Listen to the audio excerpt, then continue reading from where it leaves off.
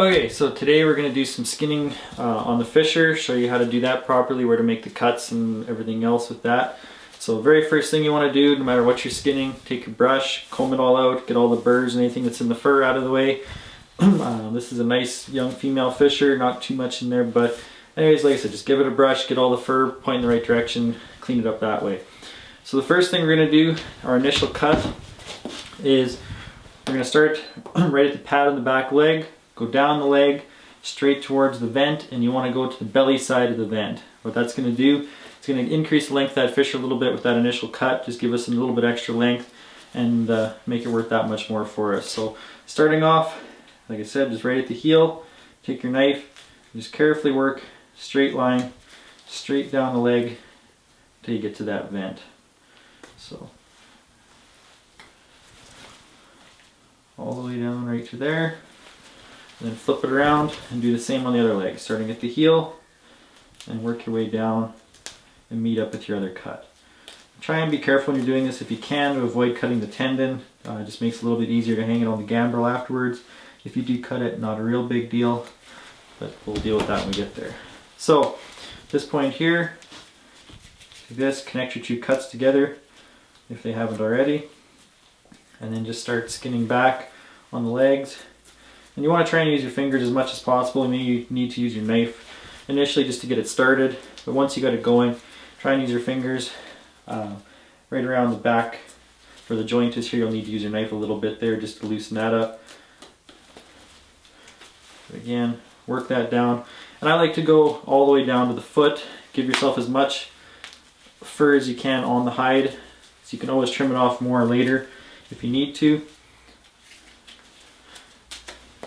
There's just where the foot is, you can leave that. Pull that down.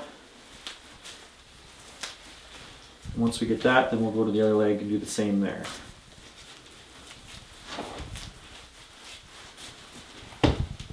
So again, just use your knife to get it started.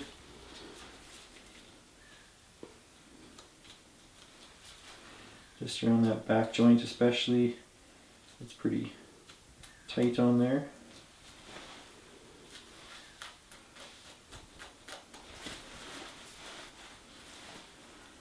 And then we'll switch over to using just the fingers again.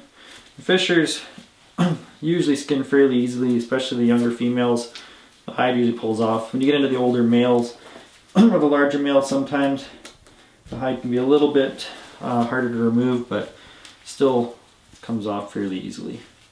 Again, right down to that foot. Same with the other one, and then just pull that down.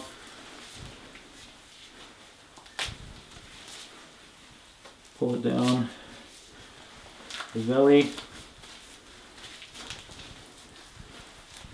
work your way around to get to the tail. Try and work your hand so it goes all the way around and connects underneath the tail, just like that. At this point here, we're going to make our next cut. Right around the vent here, we're going to just make a little bit of a V, kind of from the base of the tail, just up like this, leaving that on the hide, or on the carcass, sorry. It's not needed on the hide. So let's cut that off. Try not to cut the scent glands like I just did, if possible. Doesn't affect the value of the hide, it just makes it a way stinkier operation.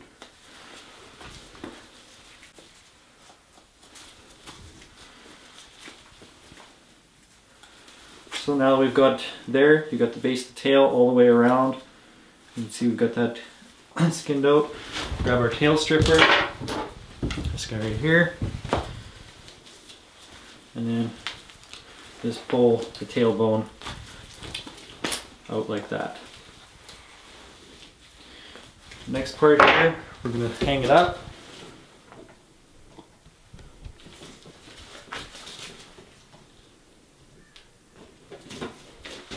Just like that. With the Fisher, with the front legs, we're going to cut them off right where the joint is here, about maybe 2 inches further down from that joint. We'll just ring that around, just like that, on both sides. If you want to leave it longer, you can, but it's not necessary. And then just start working that hide off. And like I said, sometimes with the older male fishers especially, this can be harder to do, but with these smaller females, it usually pulls pretty easy just like that.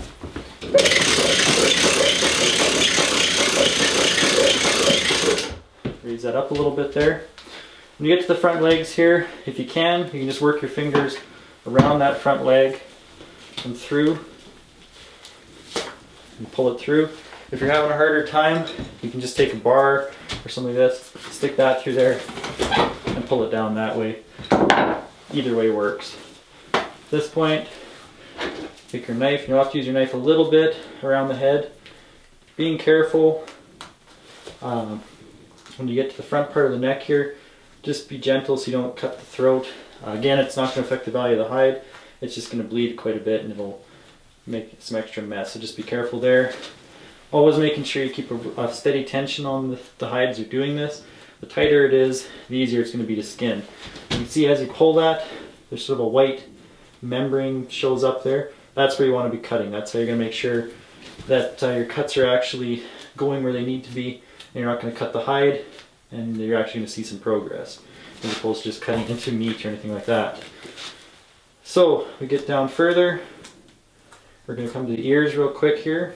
You can see the ear right here. There's the ear cartilage showing up right there. So I just take my knife and stick it in and cut it out. Simple and easy like that. Same with the other one. There's the ear cartilage showing up right there. The same thing, just in and out and done. Make sure you get through all the way, because if you leave the back part of the cartilage and keep pulling, you're going to tear the ear hole open and it'll be a really big hole you'll have to fix there. Just make sure when you do that, that cartilage is cut all the way through. Continuing down, keeping that pressure on there all the time. You're going to come to the eyes next. So you can see this is where the eye is showing up. Right there you can see this kind of V-shaped thing here. So just at the top of it, that's where you want to start making your cuts. Again, keeping lots of tension on this the whole time you're doing this. You should see that eye hole starting to show up right there. Let's move over here a little bit. You can see this. Go to the other one. Work that down at the same time a little bit. There's the eye hole. Right there. Let's finish this one off. Just like that. Cut down through the cheek. And fill the mouth. With a fisher, we don't need the lower jaw, so we're going to cut that off here right away. But we'll go a little bit further down before we do that. And just keep working your knife back and forth all the way around the face until you get down to the nose. And we'll cut down through the nose cartilage. Cut off the lower jaw. And we're done. So there's the nose cartilage right there. And let's pull this down a little bit, cut that off, and that's all there is to that.